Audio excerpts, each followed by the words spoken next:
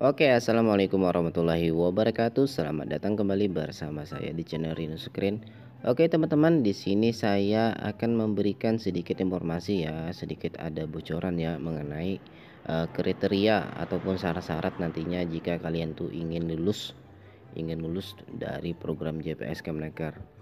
Nah, yang pertama kalian tuh mungkin yang harus ya dulu teman-teman, kalian siapkan diri Anda untuk daftar online ya, karena ini program ini pendaftarannya maupun tesnya nanti kita melalui digital ya, melalui daftar online. Nah, secara keseluruhan.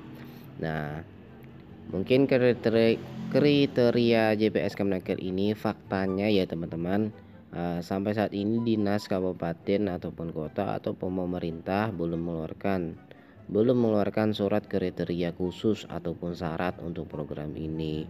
Nah, jadi belum ada informasinya ataupun kabar-kabarnya mengenai JPS ini bagaimana kriterianya ataupun syaratnya. Akan tetapi ya teman-teman, kita tidak salahnya dan untuk mempersiapkan diri dan mencari-cari tahu ya teman-teman, apa saja, dan kita lihat dari sebelum-sebelumnya ya teman-teman, seperti program-program yang bansos yang lainnya ya. Nah, kemungkinan yang saya sampaikan ini tidak begitu jauh ya nantinya. Nantinya yang saya sampaikan ini seperti kriterianya, syarat-syarat yang akan dikeluarkan oleh pemerintah. Oke, sebelum kita lanjut ke kriterianya dan syarat-syaratnya, teman-teman yang baru saja bergabung di channel saya, silahkan klik subscribe dan like dan share ya teman-teman, dan jangan lupa juga nyalakan lonceng notifikasinya agar kalian mendapatkan informasi-informasi terbaru mengenai JPS Kemenaker tahun 2020. Oke, kita lanjut. Pertama, kriteria jika ingin lulus. Yang pertama ya teman-teman, pekerja terdampak COVID-19. Nah, di sini mungkin kriteria pertama ini sudah secara umum ya teman-teman.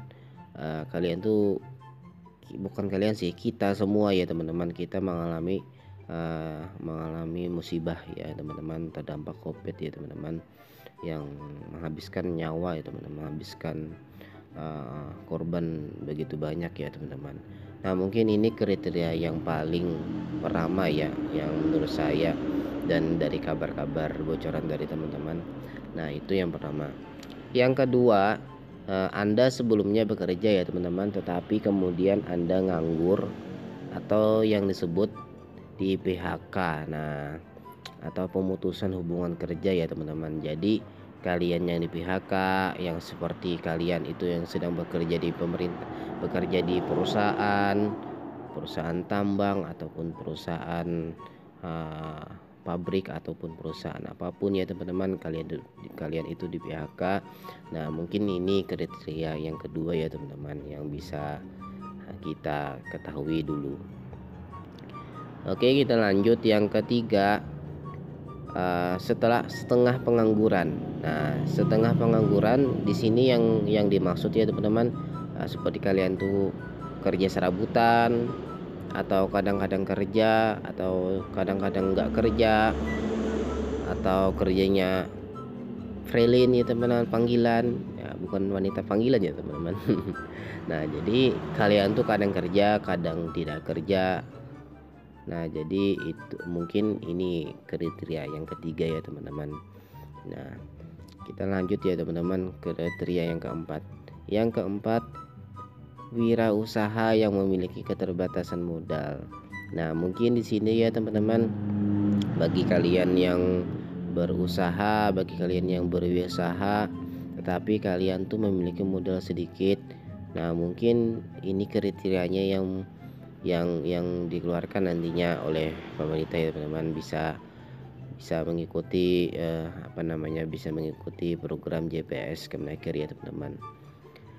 Dan yang terakhir, kriteria yang terakhir ya teman-teman, yang kelima, yaitu belum lulus prakerja. Nah, di sini yang banyak habar dari habar ya teman-teman, yang digadang-gadang bahwa program JPS ini merupakan pengganti dari kartu prakerja ya, karena kan kartu prakerja sekarang itu sudah gelombang 10 dan dinanti-nanti oleh masyarakat apakah gelombang 11 akan dibuka ya teman-teman. Nah, dan itu ternyata belum ada yang tahu ya teman-teman, tidak ada informasinya mengenai kelanjutan para kerja.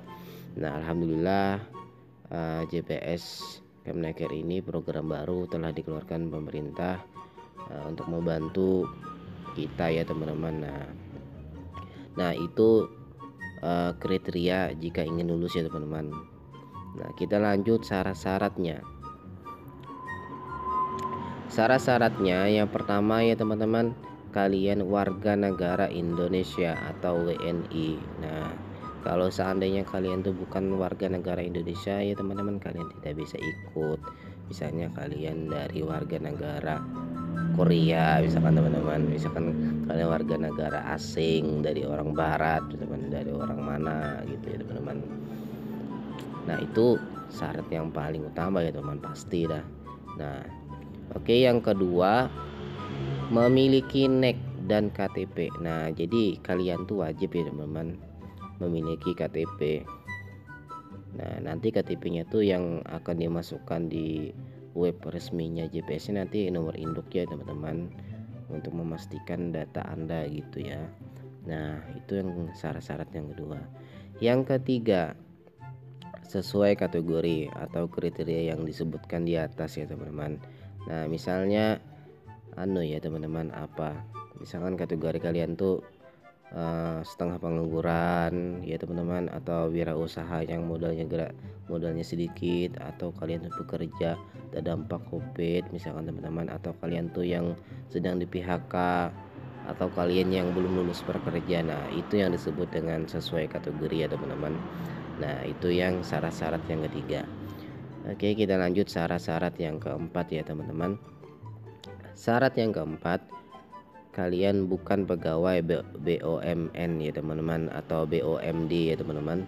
Nah atau ASN, Polri dan TNI. Nah di sini jelas ya teman-teman, apabila kalian itu pegawai BUMN ya teman-teman, kalian tidak bisa mengikuti program ini, karena program ini dikhususkan buat orang-orang yang kesusahan ya teman-teman. Nah mungkin itu saja ya teman-teman mengenai kriteria atau syarat-syaratnya. Bocoran ya teman-teman, bocoran dari teman-teman mahabar ya teman-teman. Nah dan yang paling penting ya teman-teman, kalian tuh siapkan mental dan waktunya. Nah dan juga siapkan handphone kalian, paketan dan kuota internet kalian ya teman-teman, apabila link JPS Kemnakernya setelah dibuka ya teman-teman. Karena yang saya dengar ya teman-teman, untuk jumlah pendaftarannya ini tidak terlalu banyak katanya teman-teman. Saya tidak tahu persis berapa jumlahnya, yang jelas jumlahnya ini tidak terlalu banyak dibandingkan dengan kartu prakerja ya teman-teman. Itu ya teman-teman. Dan usahakan ya teman-teman, apabila telah dibuka, usahakan jaringan kalian itu bagus nantinya akan tes, dan itu membutuhkan jaringan yang kuat ya teman-teman. Nah itu saja ya teman-teman yang bisa saya share mengenai kriteria atau syarat-syarat JPS Kemnaker, bocoran dari teman-teman. Oke, saya ucapkan terima kasih. Jangan lupa klik subscribe, like, komen, dan share ya teman-teman, agar kalian mendapatkan informasi-informasi yang terbaru ya teman-teman. Saya ucapkan terima kasih. Wabillahi taufiq wal hidayah. Wassalamualaikum warahmatullahi wabarakatuh.